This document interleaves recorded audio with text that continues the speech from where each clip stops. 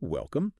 And hello, everyone. Thank you for joining us here today. We are so truly glad you're here, ready to share a moment with us as if we're sitting together, just having a real conversation. Hi, I'm Pat. And hi, I'm Jesse. Today, we're taking a deep dive into a topic that touches many lives, often without us even realizing it: trauma bonding. We've pulled together a stack of your sources, from clinical reviews and personal stories to psychological explanations to help us unpack this complex idea. Yeah, our mission today is to maybe extract the most important insights, clarify what trauma bonding truly is, how it develops, what it actually looks like, and maybe most importantly, how healing is possible. Yeah. We want to offer you a clear understanding so you can spot these dynamics, whether in your own life or, observed in others. Okay, let's unpack this then. The term trauma bond gets thrown around quite a bit, doesn't it? And it can mean different things to different people. What's the core, maybe the clinical definition we need to start with? That's a really crucial distinction. In psychology, trauma bonding is specifically about an unhealthy emotional attachment between an abuser and their victim. It's not about two people bonding because they've both experienced a similar trauma, like surviving an accident. Oh, right. That's different. Exactly. That's more accurately called shared trauma, or maybe bonding over shared trauma, which, that can be healthy or unhealthy, depending. But the term trauma bond itself, that was coined by Dr. Patrick Carnes back in 1997, focusing specifically on how people bond to those who actually hurt them. So it's this kind of dysfunctional attachment. Here's where it gets really interesting for me. Mhm. How does someone become so attached, like so bonded to a person who's causing them harm? It seems so counterintuitive. It really does. But believe it or not, it's a survival mechanism. It's hardwired into our nervous system. See, our brain's primary mission is just keep us alive, right? Right. Survival first. So when someone we should be able to trust, like a family member, maybe a friend or a partner, is intermittently kind and then abusive, the brain makes this sort of calculation. It's like, okay, this person can hurt me, but if I'm very nice, if I'm very good and I love them, maybe they'll keep me safe. Wow. It's a flawed computation, absolutely, but it's the brain's attempt to establish some kind of safety in a really unsafe situation. So it sounds like the brain almost gets hijacked, creating these neural associations between love or what feels like love and really unhealthy behavior. Exactly. That's a great way to put it. And this dynamic, it typically follows a repeating cycle. That's a key characteristic of trauma bonds. Lenore Walker actually identified a classic three-part cycle of divorce that helps explain this. Okay, take us through that cycle. Understanding how it works seems crucial for recognizing it. Absolutely. So phase one is tension building, tensions increase, maybe communication breaks down, and the victim feels fearful, like they're walking on eggshells, trying to placate the abuser. Verbal abuse often starts here. That sounds exhausting. Just constant anxiety. It is. Then you have phase two, the acute battering episode or the incident. When that tension peaks, the verbal, emotional, or even physical abuse occurs, and it's often unpredictable, triggered more by the abuser's state than anything the victim did. So it feels completely out of the victim's control. Completely. And then comes phase three, the honeymoon phase. This is also called reconciliation or calm. The abuser might express remorse. They might minimize the abuse, make apologies, suddenly act all loving and charming again. The "I'm sorry it won't happen again" part. Exactly. And this phase is what really strengthens the bond. It creates this false belief, this hope that the abuse won't happen again. Then there's a temporary calm period where the incident is sort of forgotten. That honeymoon phase, it sounds like such a powerful hook, like a reinforcement drawing the victim back in. It is. It's incredibly powerful. That intermittent reinforcement, alternating between positive and negative treatment, it's a known psychological reinforcer. Super effective, unfortunately. It makes you confuse these really intense experiences with love, and it can create a kind of emotional addiction. We also see this elaborated in the 7 stages of trauma bonding, which kind of expands on this cycle. 7 stages. Okay, let's hear those. Yeah, it often starts with number one, love bombing. This is just excessive displays of affection, flattery, trying to gain trust and dependence really quickly. Think grand gestures, intense talks, feeling like you've met your soulmate immediately. Like that example you mentioned, the giraffe feeding trip. Exactly. The client whose boyfriend planned this whole elaborate trip, themed gifts, everything, on their third date. It feels amazing, but it's overwhelming and fast. Okay, so after the love bombing. Stage two is gaining trust and dependence. The abuser works to establish trust, maybe seeming like a great listener, even winning over your friends or family. But then they get really offended if you doubt them, and they start maybe subtly at first, restricting you from your loved ones. Isolating you. Then stage 3, criticism and devaluation. The abuser shifts. They start criticizing, making you feel small, insignificant.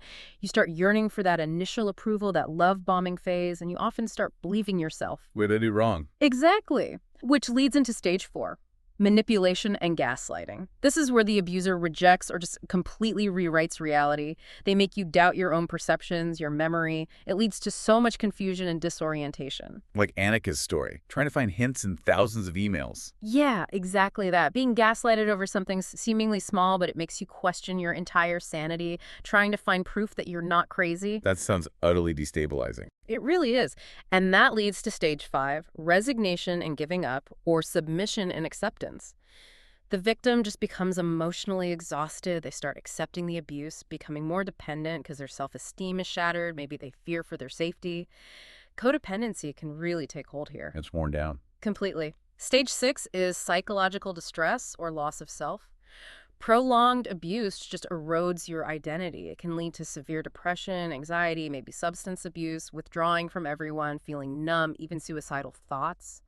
You lose your boundaries, who you even are. You don't recognize yourself anymore. Right. And finally, stage 7, the repeating cycle or emotional addiction. The whole thing repeats, often getting worse because the abuser knows the victim probably won't leave. The victim gets conditioned to endure the bad stuff just for those little moments of positive reinforcement, believing maybe, just maybe, they can control the abuser's actions if they just try harder, love better. Wow. That's a lot. It paints a really clear and frankly scary picture. So, okay, what does this all mean for someone listening, someone trying to figure out if this applies to them, or maybe someone they know? What are the practical signs? Yeah, let's make it really practical. There are several key signs you might notice. A big one is feeling like you just cannot leave your partner, even if part of you knows the relationship is unhealthy. Like you're stuck. Exactly. Or you find yourself blaming yourself unfairly for the abuse.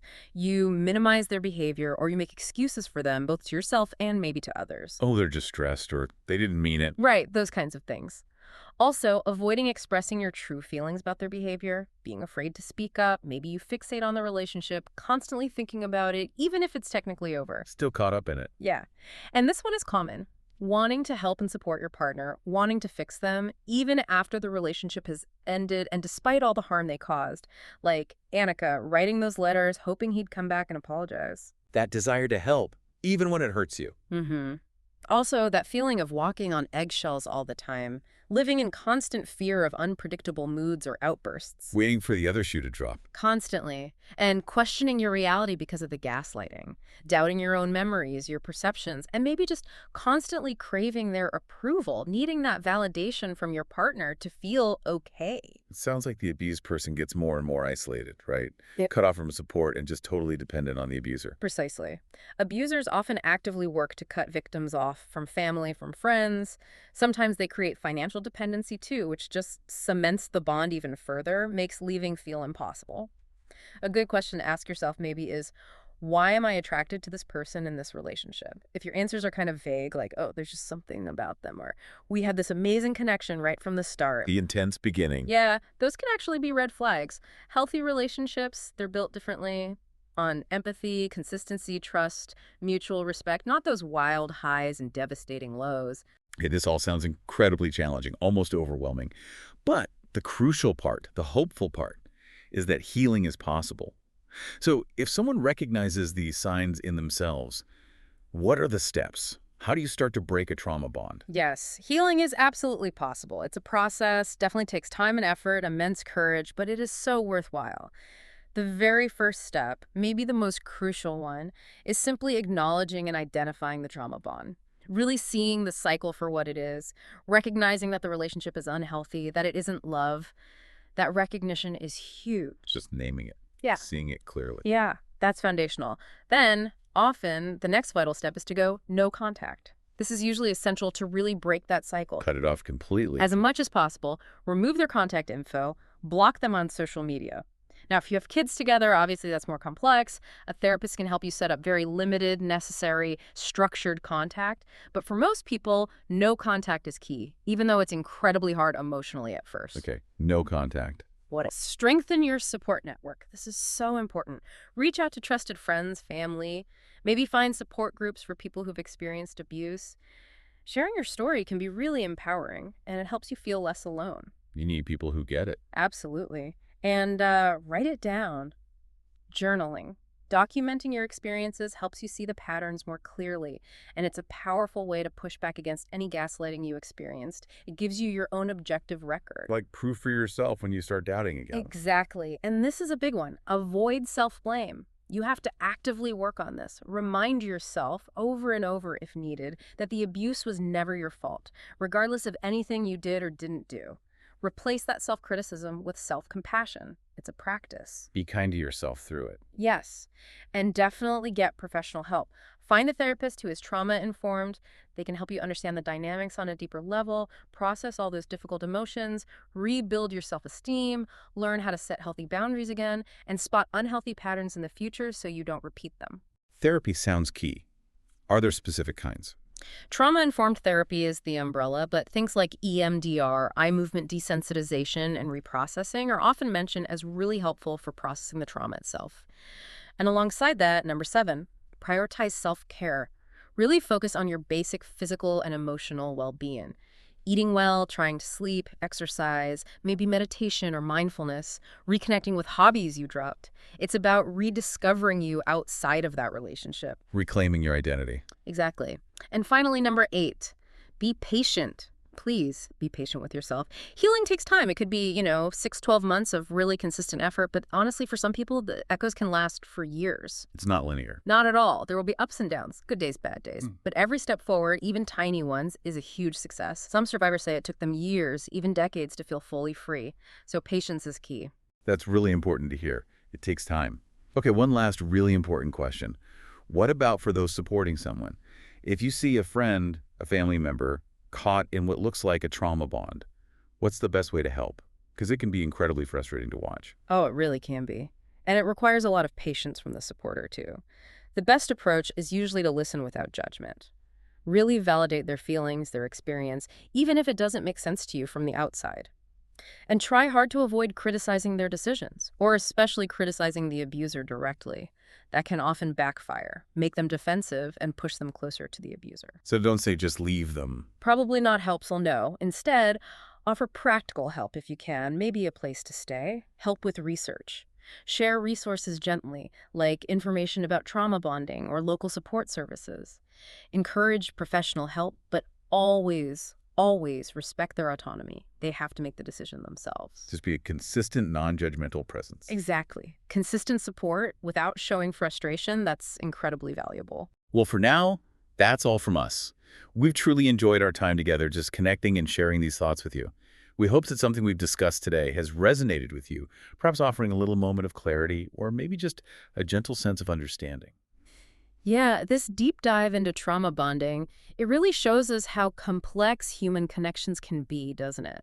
And also how resilience is really found in understanding, in self-compassion, and importantly, in reaching out for support. Thank you so much for joining us. We really hope you'll come back again next time for our next deep dive. If you found something meaningful in our conversation, please remember to like, share, and leave us a comment.